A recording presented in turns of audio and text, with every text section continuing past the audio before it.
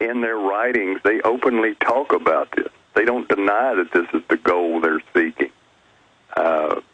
So, you're kind of being foolish if you say, well, this is a bunch of conspiracy nuts. You better read their literature because they're telling you that, yes, this is what we intend to do. And I said that the book written by Dr. Lilly on the history of molecular biology, it's a history book. It's a science book. But she had access to all the Rockefeller files and tells that this is exactly what Rockefeller dreamed of, the day that he could, by biology, control human thought and behavior. Well, Doctor, as you know, 150 years ago, or a little more than 150, Galton creates eugenics. The royals love it. It says, we're the elite, we're allowed to rule.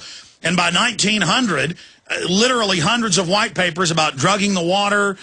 Then they discovered DNA, and they funded the abortion, the Planned Parenthood, and it's all stated.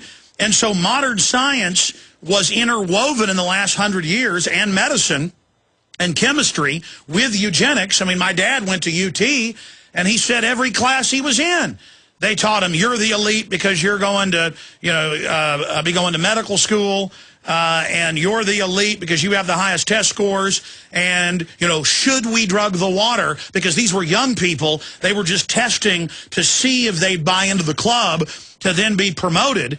And then when my dad was top of his class, they pulled him aside and said, look, we're carrying out eugenics. And he kind of freaked out and, wasn't part of it. But it's not just my dad, it's everybody. I mean, let me ask you, Dr. Blaylock, when you went to several prestigious universities, did you ever run into this propaganda? Well, yeah. I mean, and the interesting thing was, you talk to your colleagues, they were not opposed to these ideas. They thought they were good ideas. There's this elitist mentality that Tom Sowell wrote a whole book about, that they think that they should rule society, and your job is to do what they tell you.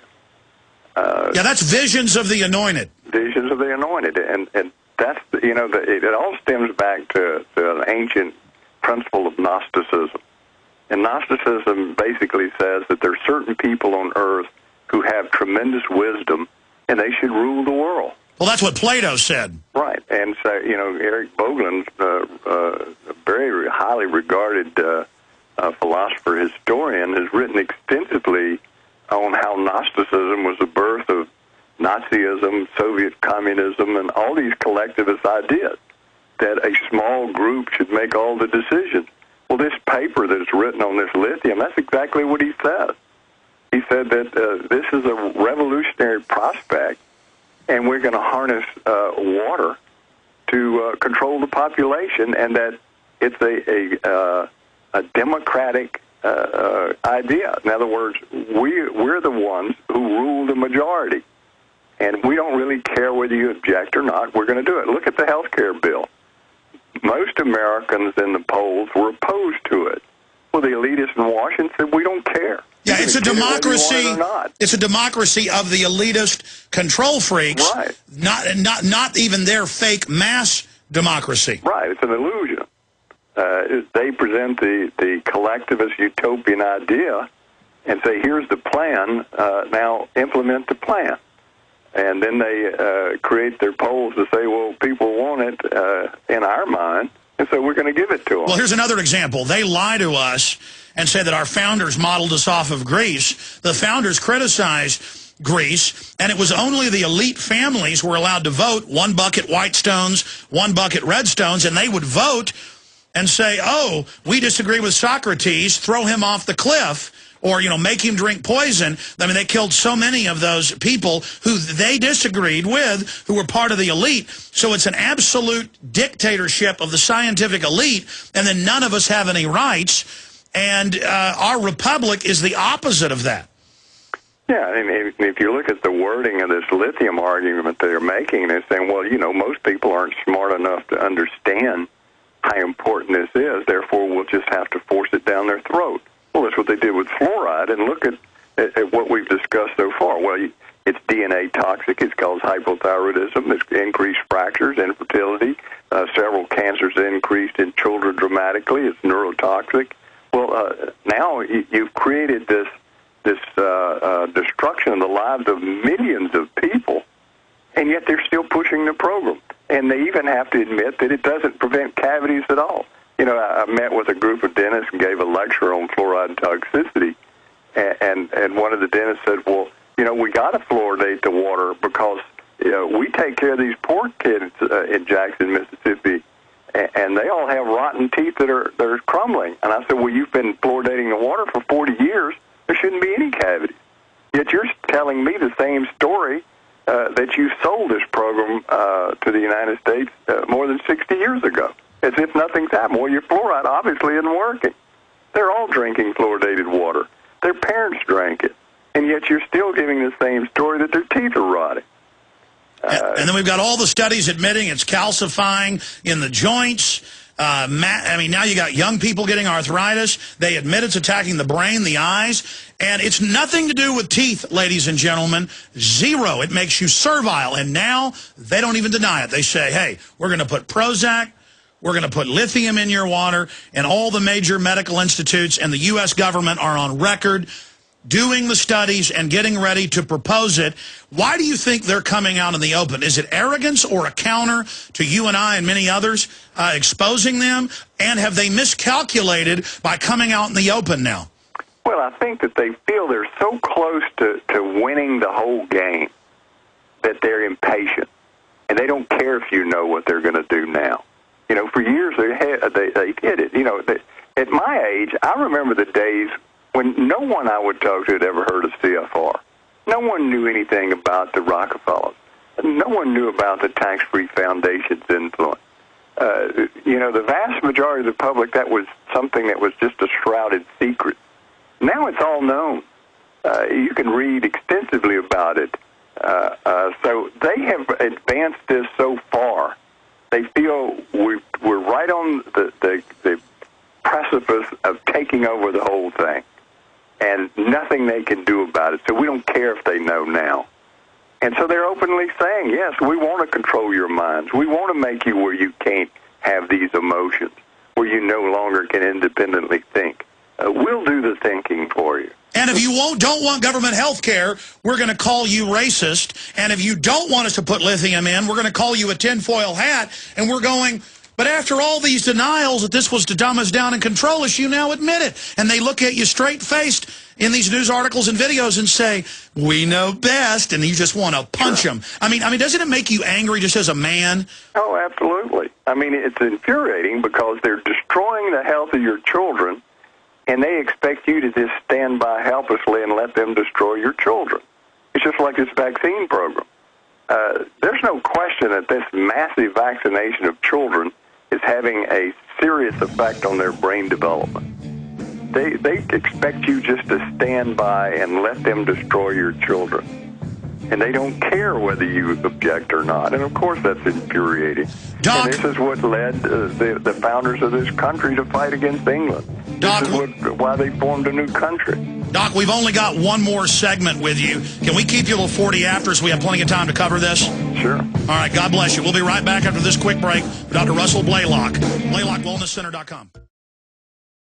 Another headline, National Health Services / medical care in England, even basic things like surgery for cancer, broken legs. That's the London Telegraph. But I wanted to back up Dr. Blaylock here because in fact, guys, give me a document cam shot here. Axe falls on NHS service. NHS bosses have drawn up secret plans for sweeping cuts to services with restrictions on the most basic treatments. Then I have another Telegraph article here in my stack where they come right out and admit a 10-fold increase in violent epilepsy, in violent...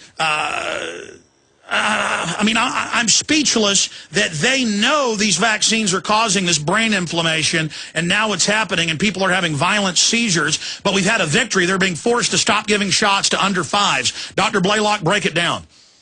Well, I wrote approximately 5 papers about this, the mechanism by which it does that. I've watched interviews with Dr. Offit, who's the big promoter of vaccines, say they're completely safe, and there's no mechanism by which it could cause seizures. Well, This is just an absolute lie. It's in the medical literature, and I proposed in these peer-reviewed journal articles that are on PubMed, you can read them yourself, that goes through the mechanism by which vaccines do that. It's a very well-demonstrated mechanism. To vaccinate people repetitively has been shown to cause the brain to become chronically inflamed. And I name this immunoexcitotoxicity, the mechanism by which it does that. And it's well demonstrated in experimental studies in humans that this occurs. Well, this policy of just increasing the number of vaccines, more every day, is producing this chronic brain inflammation, which leads to seizures, degenerative brain disorders, Alzheimer's, Parkinson's, Lou Gehrig's disease, numerous disorders. And for them to deny this or ignore it is incredible to me, as strong as the scientific evidence is. Well, Dr. Blaylock, I just put the article up on screen, and I drew arrows to the government's own report that it's a tenfold increase in convulsions.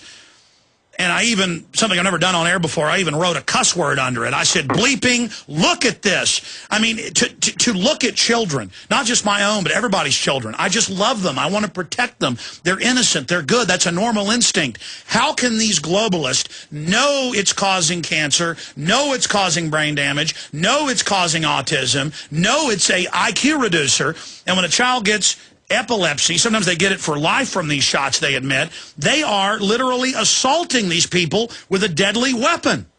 Well, you remember back when during the peak of all this flu, H1N1 nonsense, when you interviewed me, that was one of the warnings I gave, that if they gave this shot, we're going to have a lot of kids having seizures. And I predicted there was going to be, over the next decade, a significant increase in schizophrenia. From vaccinating pregnant women, and the increase in autism. We're going to see that. It's going to take a decade to see the full impact, but already we're seeing the seizures. So I predicted it. They said I was crazy. Well, who turned out right? I said the whole thing was a phony scam, that there was no epidemic or pandemic. They said I was crazy. Well, how did it turn out? Well, I was right. It wasn't that I have a magical link to the Lord to find out. It's because the science said it in the first place. If you read the science in the very beginning of all this, it said it's a virus that does not transmit very easy. It's low virulence. So they lied from A to Z. And if you look at the CD site it was right there. But the media, for some reason, couldn't bother themselves to even look at the CDC's own data, which I analyzed in great detail. Nobody refuted it, and it turned out I was right. We're about to go to break, and we commend you for being right, sir. But what specifically? Is it squalene? Is it the aluminum? I mean, is it the adjuvants causing the autoimmune response, the brain swelling? It's all of that. Anything that stimulates the brain's immunity, and all of those things do, and the more you add, the more intensely it stimulates it, the more it produces chronic brain inflammation. And you've done research on the fact that most of Alzheimer's is brain inflammation, correct? Well, I've put together the research that has been done that proves that. Well, stay there. Stay there. We got to come back. I have a passion to warn people, but I'm also angry at these control freaks, these anointed ones, this scientific dictatorship. They're all collectivists, globalists, who openly say they want to wipe most of us out so they can have their own world government. And you better believe lithium in the water and viruses that attack your brain and attack the hormone uptake receptors so that you can't get angry and can't defend yourself. I mean, they're openly saying this. Oh, we're going to make you a kindler, gentler humanity. We're going to decide. No, I want my passion. I want my strength. Okay, I don't want to be turned into a cowardly jellyfish. I want my anxiety. I'm supposed to have anxiety. Let me tell you, when I got up at 6 a.m. this morning, I jumped out of bed knowing this info. I don't get tired like most people because I'm in survival mode.